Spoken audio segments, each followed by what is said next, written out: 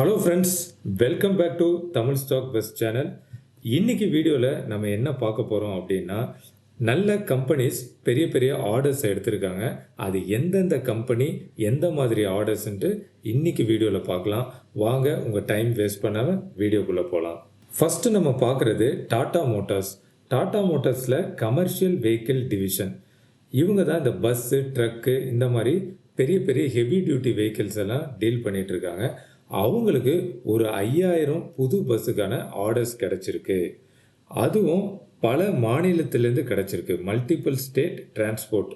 பொதுவாக பார்த்தோம்னா டாடா மோட்டார்ஸ் கிட்ட எந்தெந்த மாநிலம்லாம் பஸ்ஸஸை வாங்குறாங்க அப்படின்னு பார்த்தோம்னா, அந்த லிஸ்ட்டில் மகாராஷ்டிரா, குஜராத், கர்நாடகா, தெலுங்கானா, பீகார், ராஜஸ்தான், ஹரியானா, சண்டிகர் இந்த மாதிரி மாநிலங்கள்லாம் இருக்குது.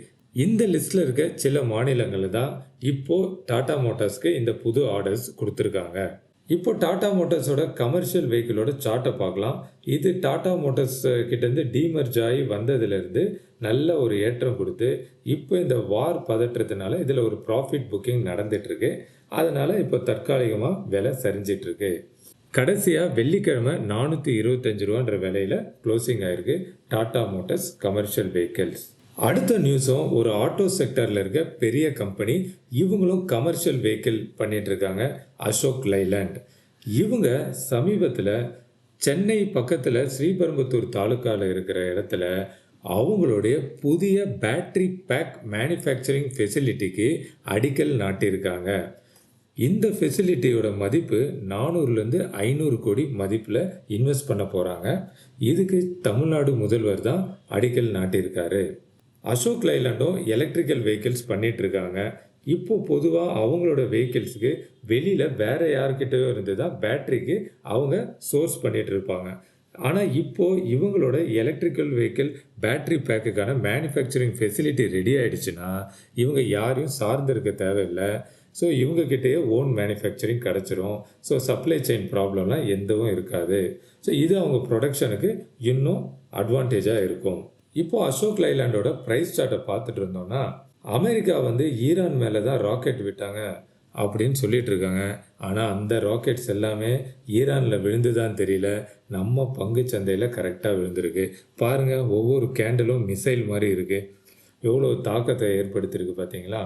பங்கு சந்தையே இறங்குறனால இந்த பங்கும் விலை இறங்கிட்டு இருக்கு. இதுலேயும் கடுமையான செல்லிங் ப்ரெஷர் தெரியுது. இந்த 3 ரெட் கேண்டில் பார்த்தீங்களா, அதில் பெரிய செல்லிங் நடந்திருக்குது, நல்லாவே தெரியுது. வெள்ளிக்கிழமை 170 ரூபாயில் ப்ரைஸில் இந்த ஸ்டாக் க்ளோஸ் ஆகிருக்கு. இப்போ இந்த பங்கை வாங்கலாமான்னு கேட்டால் நார்மலாக சொல்கிறது என்னென்னா, don't catch a falling knife. ஒரு கத்தி மேலேருந்து விழும்போது அதை பிடிக்கக்கூடாது சொல்லுவாங்க, கையை கிழிச்சிரும். இந்த கேண்டில்ஸை பார்த்தா அந்த கத்தி மாதிரி தான் இருக்குது. இதெல்லாம் ஒரு இறக்கம் முடிஞ்சு ஒரு இடத்துல அதோட இறக்கம் நிறுத்தப்படும். அதுக்கப்புறம் இதை பற்றி நம்ம யோசிக்கலாம். மூணாவதாக நம்ம பார்க்க போகிற கம்பெனி ராம்கி இன்ஃப்ராஸ்ட்ரக்சர். இவங்களுக்கு 3000 கோடி மதிப்பிலான ஒரு இன்ஃப்ராஸ்ட்ரக்சர் ப்ராஜெக்ட் மகாராஷ்டிராவில் கிடச்சிருக்கு. இந்த ராம்கி இன்ஃப்ராஸ்ட்ரக்சரோட ப்ரைஸ் சார்ட்டை பார்த்தோம்னா இதில் ஆல்ரெடி ஒரு இறக்கத்தை முடிச்சுட்டு இறக்கம் ஒரு இடத்துல நிற்கப்பட்டிருக்கு. ஒருவேளை இந்த 494 ரூபான்றது தற்போதைய ரெசிஸ்டன்ஸாக இருக்குது. இதை உடைக்கும் பட்சத்தில் இந்த பங்கில் ஒரு விலை ஏற்றம் வரத்துக்கு நிறையா வாய்ப்பு இருக்குது. ஏன்னு பார்த்தீங்கன்னா, இந்த போர் தாக்கம் இதில் எதுவுமே ஏற்படலை. ஏன்னா இது ஆல்ரெடி இறங்கின பங்குனால இது இன்னும் இறங்கிறதுக்கு பெருசாக இல்லாதனால இது இப்போதைக்கு ஒரு மட்டுப்பட்ட நிலையிலே இருக்குது. ஒருவேளை இந்த ரெசிஸ்டண்ட்டை தாண்டிச்சுன்னா இதில் ஒரு விலை ஏற்றம் வரலாம். இப்போது கடைசியாக 479 ரூபா கிட்ட இந்த வேலை முடிஞ்சிருக்கு. அடுத்தது நம்ம பார்க்க போகிறது pharma company Zydus life science. இவங்களுக்கு அமெரிக்காவை சேர்ந்த FDA food and drug administration ஒரு அப்ரூவல் கொடுத்துருக்காங்க. என்ன செய்யறதுன்னு பார்த்தீங்கன்னா, ஒரு கேப்சூல் செவிமெலைன் ஹைட்ரோக்ளோரைட் கேப்சூல் இது தயாரிக்கிறதுக்கு இவங்களுக்கு அப்ரூவல் கிடச்சிருக்கு. இந்த அப்ரூவலுக்கு அப்புறம் இவங்களோட அகமதாபாத்தில் இருக்க மேனுஃபேக்சரிங் ஃபெசிலிட்டியில் இந்த கேப்சூலை இவங்க தயாரிப்பாங்க. இது தயாரித்தா ஒரு வருஷத்தில் இவங்களுடைய சேல்ஸ் 26.9 மில்லியன் அளவுக்கு இவங்களுடைய சேல்ஸ் இன்னும் அதிகரிக்க நிறைய வாய்ப்பு இருக்குது. ஜைடஸ் லைஃப் சயின்ஸோட ப்ரைஸ் சார்ட்டை தான் இப்போ நம்ம பார்த்துட்ருக்கோம். இதுவும் ஏற்கனவே ஒரு அதிகபட்ச விலையா 1300 வரைக்கும் போயிட்டு, இப்போ ஒரு சப்போர்ட் லெவல்ல தான் இந்த ஸ்டாக் இருக்கு. இதுல இப்போ மொமெண்டம் குறைஞ்சிருக்கு. கொஞ்சம் கொஞ்சம் பில்டப் ஆயிட்டு இருக்கு. கடைசியா 906க்கு இதோட பிரைஸ் க்ளோசிங் ஆயிருக்கு.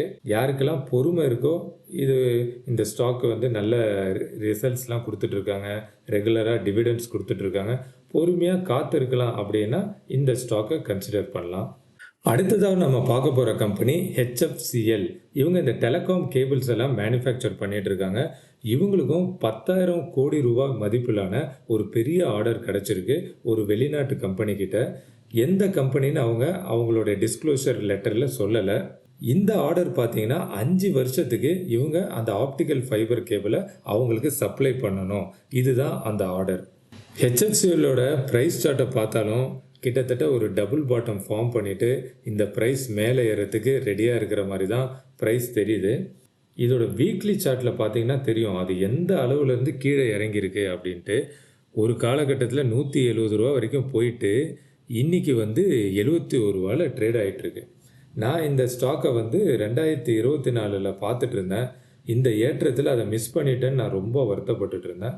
ஆனால் இன்னைக்கு எடுத்து பார்க்கும்போது, தம்பி நீ வருத்தப்படாதப்பா, நீ எங்கே விட்டியோ அங்கே தான் இந்த ஸ்டாக் இருக்குன்ற மாதிரி பழைய விலைக்கே வந்திருக்கு இந்த HFCL.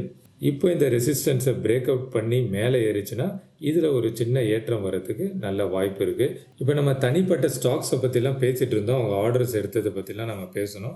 இப்போ அதை விட்டுட்டு ஓவரால் மார்க்கெட் எப்படி இருக்குது அப்படின்னு பார்த்தோம்னா, இந்த அமெரிக்கா ஈரான் போர்னால நம்ம மார்க்கெட் மட்டும் இல்லை, எல்லா ஏசியா மார்க்கெட்டும் சரி, யூரோப்பியன் மார்க்கெட் எல்லாமே பாதிப்பில் தான் இருக்குது. ஸோ இந்த மாதிரி மார்க்கெட் கண்டிஷனில் என்ன பண்ணலாம் அப்படின்னு பார்த்தீங்கன்னா, இப்போ ரிஸ்க் அதிகமாக இருக்குது. மார்க்கெட் வந்து ரொம்ப வாலட்டைலாக இருக்கும். ஏற்றம் இருக்கும். ஏற்கனவே ஷேர் மார்க்கெட்னா ஏற்றம் இருக்கும். இப்போ ரொம்பவே அதிகமாக இருக்கும். ஸோ இந்த மாதிரி காலகட்டத்தில் ஷார்ட் டேர்முக்கு எதுவும் ட்ரேடிங் எடுக்கிறத தவிர்க்கலாம். மற்றபடி நீங்கள் ஒரு லாங் டேர்முக்கு ஸ்டாக் வச்சுருக்கீங்க, அது இப்போது இறங்குதுன்னா உங்களோட ரிஸ்க் பேரிங் கெப்பாசிட்டி 10% லாஸை தாங்குவீங்க, 15%ன்னு உங்களுக்கே ஒரு அளவு கூட வச்சுக்கோங்க. அதை தாண்டி இறங்கும் போது நீங்கள் அதுலேருந்து ஒரு பகுதியை விற்கிறதுக்கு யோசிக்காதீங்க. பார்ஷியல் ப்ராஃபிட் புக்கிங் பண்ணாலும் சரி, பார்ஷியலாக லாஸை புக் பண்ணி ஹோல்டிங்ஸை குறைச்சிக்கிட்டிங்கன்னா போர்ட்ஃபோலியோ மதிப்பு இறங்குறத நீங்கள் தடுக்கலாம். இந்த மாதிரி இறங்கு முகமாக இருக்கிற மார்க்கெட்டில். இதே மாதிரி அடுத்த வேற ஒரு இன்வெஸ்டர்ஸ் எப்படி இருப்பாங்கன்னா, மார்க்கெட்டில் இது போட்டிருக்க மாட்டாங்க காசை, பெரிய அளவுக்கு கேஷாக கையில் வச்சுருப்பாங்க. இந்த மாதிரி இறக்கத்தை ஒரு பையிங் ஆப்பர்ச்சுனிட்டியாக பார்க்குறவங்க, ஒரு ஸ்டாக் நல்ல குவாலிட்டியாக இருக்குது, இதுக்கு முன்னாடி விலை அதிகமாக இருந்தது, வாங்க முடியல, இப்போ இந்த இறக்கம் அப்போது ஒரு நல்ல கணிசமான நல்ல வேல்யூவேஷனில் கிடைக்கும் போது அதை கொஞ்சம் கொஞ்சமாக அக்யூமுலேட் பண்ணுறதுக்கு யூஸ் பண்ணிக்கலாம். ஸோ இப்படி தான் இன்வெஸ்டர்ஸ் இந்த மார்க்கெட்டை யூஸ் பண்ணிக்கணும். மற்றபடி பேனிக் ஆகிறதுக்கு ஒன்றும் இல்லை. ரிலாக்ஸாக இன்வெஸ்ட் பண்ணுங்கள்.